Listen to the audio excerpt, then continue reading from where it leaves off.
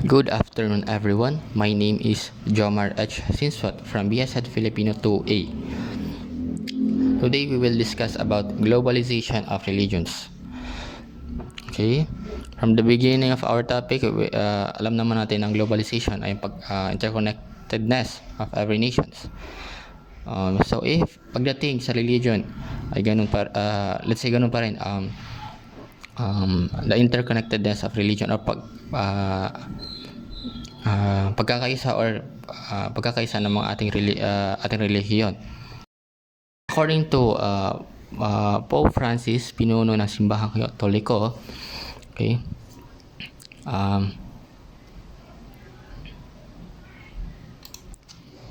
too often we participate in the globalization of indifference.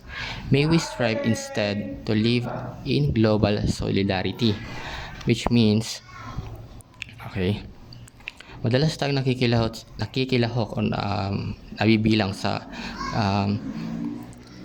globalization na walang interes. Okay? Sabi rito na naway tayo magsikap na mamuhay sa pagdaigdigang pagkakaisa o pangkalahatan. Okay. There is a call to action for people to move beyond apathy and inaction towards global issues and to actively work towards global solidarity. Hindi pa rin talaga mawawala yung global solidarity o pagkakaisa natin. Okay?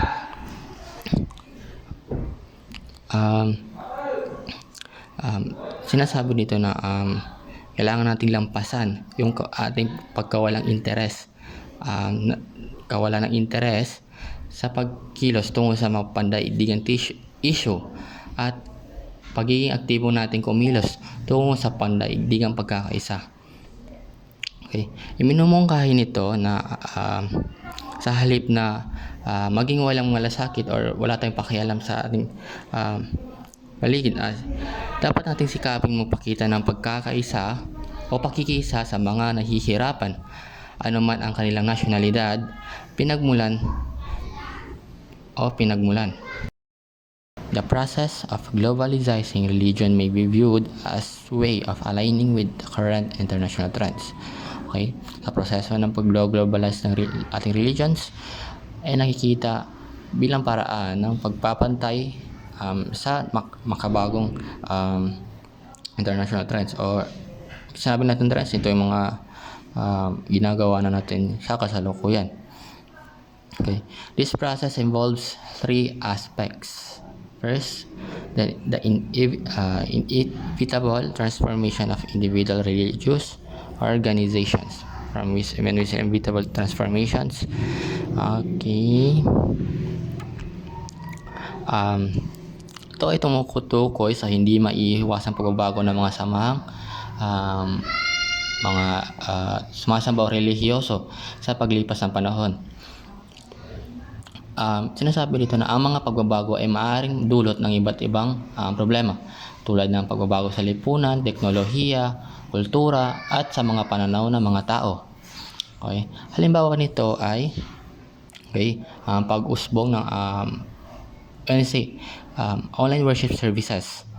Sa mga nakarang taon, maraming simbahan ang nag-a-adapt ng teknolohiya upang magpagdaos ng serbisyo sa online, lalo na sa panahon ng pandemya.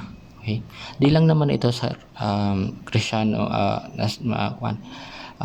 nangyayari. Okay? By the help of technology, particularly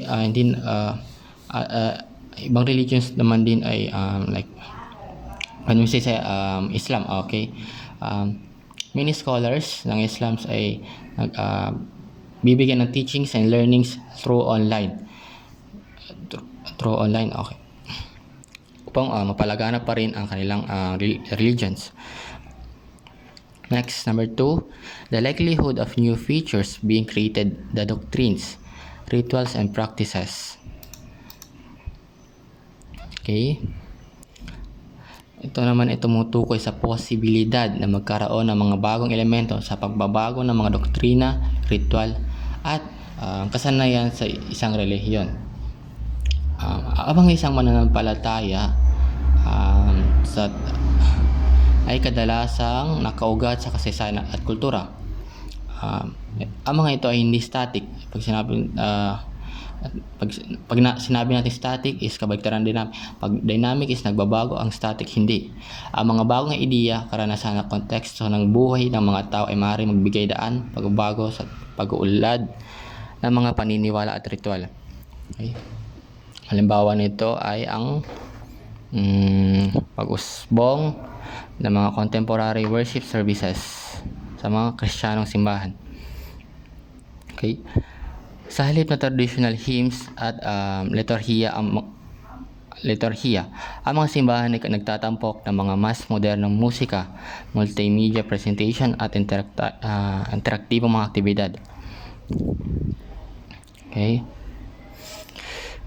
Ang mga makabagong elementong ito ay dinagdag sa mga nakagawian na ritual upang mas maging kaakit-akit at makuha ang interes ng mga kabataan at bagong henerasyon ng mga mananampalataya. Okay? Wala silang binago, ngunit meron silang dinagdag.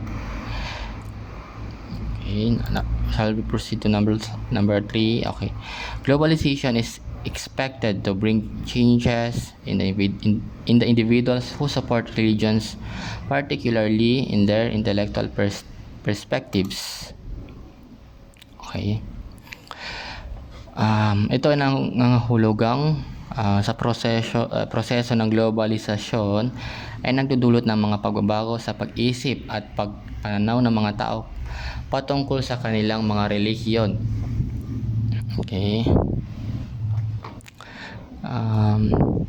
Sa pag-usbong ng mas malawak na komunikasyon at interaksyon sa iba't ibang kultura, ang mga tao ay nagiging mas bukas o tinatanggap nila ang mga makabagong ideya at pananaw ng iba pang kultura o tradisyon. Ito ay maaaring magbunsod ng mas critical na pag-iisip at mas malalim na pag-unawa sa kanilang sariling paniniwala at sa ibang relihiyon. Relationship between religion and globalization. Okay. The main point or the center of my topic. Globalization and religion interact in a complex way that presents both benefits and difficulties. Although religion benefits from the advancement in communication and transportation made possible by globalization, it also offers a haven for individuals who reject the influence of globalization. Okay? Simply means